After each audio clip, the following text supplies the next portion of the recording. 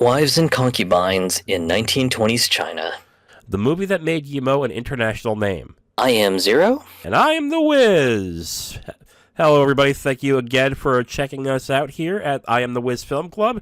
Zero, how you doing this week? We're frozen because I'm down in the south and we're about to get hit with this massive freeze. Oh, yeah. We are recording in the beginning of January. You're getting pretty bad weather. We've had very bad weather over here in New Jersey, too. It's about in the 20s and snowing around here. As you can probably tell from my voice, I caught a cold in the middle of the snowstorm, so that's why my voice sounds the way it is. So, yeah, I'm with you there, man. That sucks. All right, Zero, so we are here to review the 1991 international hit, Raise the Red Lantern, starring Gong Li and directed by Zhang Yimou. Zero, you saw this before, correct? Yeah, this was a movie that I still remember my dad renting it from the Vietnamese video store, and it was dubbed in Vietnamese and everything. Oh, wow. I remember watching this one dubbed in Vietnamese, and then later I had a ex-girlfriend who was just like, we should watch this one. I'm just like, yeah, okay.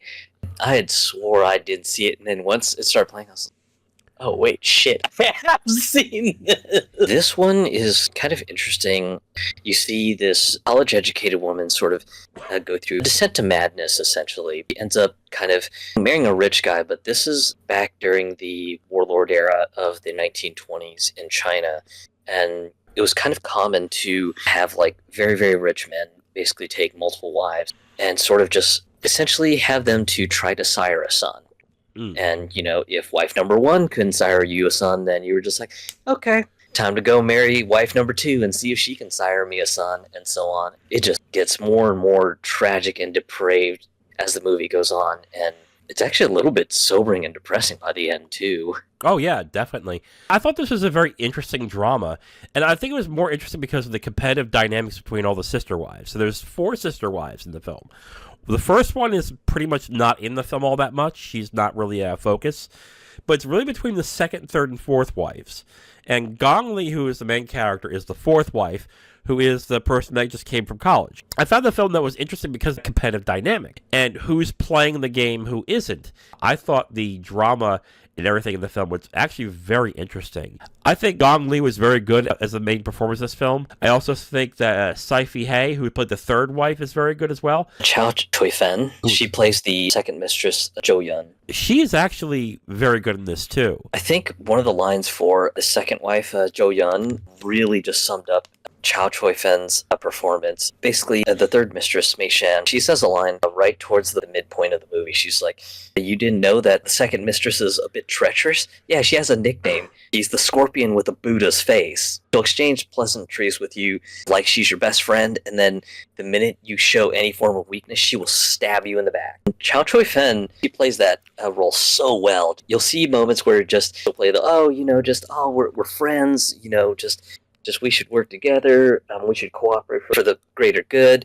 And then the minute that Gong Li's character, Song Lian, shows any form of weakness, bam, right to work she goes. The performance is very good in hiding those facts, but the way that the story reveals that to you is also really interesting, because when they finally reveal who's the person that's fighting against her the most, because you're led to believe it's the third wife. But when you find it's the second wife, it is really interesting, and how they perform that, and really well done. But I gotta say this, though. My favorite performance of the film is actually Lin Kong, who plays Yan Er, who is the maid for the fourth wife. I think her performance is the best in this film. I thought she was really good. Her performance is very interesting, especially from the fact that it's framed that she was supposedly in the running to become the fourth wife, but then something happened, and then she was out of the running for it. And for a good while, she ends up sort of playing up that she's kind of throwing a tantrum about it, like, damn it should have been me. It should have been me. That's just kind of how she plays things up. And then as you go further and further into the movie, you find out that she's being helped by somebody. But who? Yeah. And it's just this constant mystery until Song Lian finally just finds something to put her into grave jeopardy and basically says, who put you up to this shit? If you don't tell me who, I'm going to make your life an absolute living hell. That character is probably the most interesting of the characters, but her performance, I think, is really good, especially for what happens at the end of the film with her. I thought that was really the best performance. I think one of the interesting moments in the movie where just the sorrow really starts to hit is when it is Song Lian's 20th birthday. She ends up basically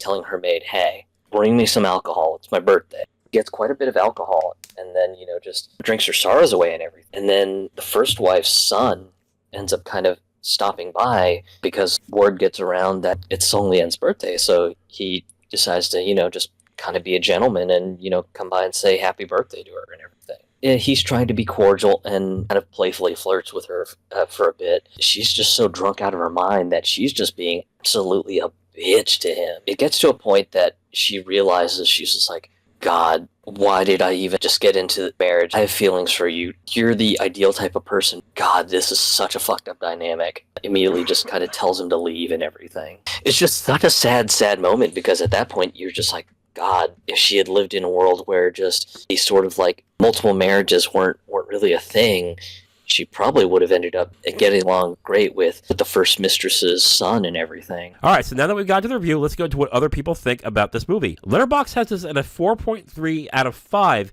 and it's in the top 250 films of all time when it comes to feature films in Letterboxd. It's number 138. Rotten Tomatoes has this at 98% fresh. That's not a surprise. And this was nominated for an Oscar the year it came out in the United States. For Best International Picture, it did not win. So, Zero, what is your rating on Raise the Red Lantern? I would say this one is probably a 4 out of 5 for me. It's a fantastic movie. The camera work from Zhang Yimou is fantastic as always, but some of the family drama can be a little bit draining sometimes, especially in the beginning, but it gets much more interesting as the movie goes on. So it's one of those that I have to dock a little bit of points on, mostly because it is a slow wind-up. But if you stick with it, it just kind of barrels down just like a snowball just rolling down a hill and everything. My God, it can get really insane. That's the only reason I'm docking points from it, mostly because just there is a bit of a slow wind. If you're not in the mood for a slow wind-up sort of movie, this might get completely lost on you. Yeah, I will actually agree with a lot of your points. I think the wind-up of the film is slow, but it does get better as the film goes on. Despite the fact that we watched a terrible rip of this, it does look like it will be a beautiful-looking movie if we get a better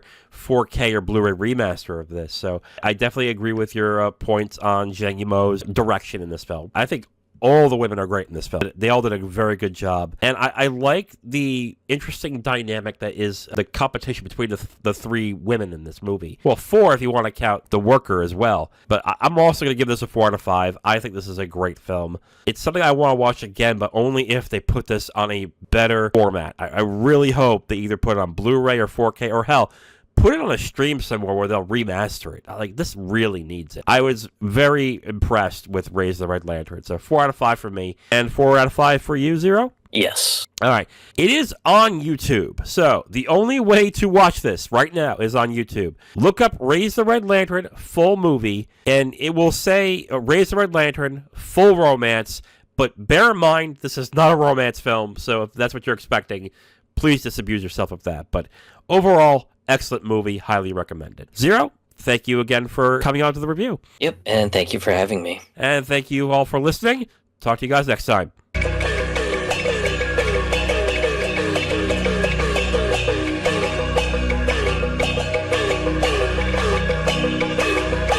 Thank you for watching this video. If you liked it, please like it. If you didn't, please subscribe. And if you have questions or comments, go ahead and leave a comment whether you liked it or not. It just helps, you know. If you want my written reviews, you can go onto my Letterboxd at IamThatWiz, or you can go to my website at IamTheWiz.com. Thank you very much again for watching. See you next time.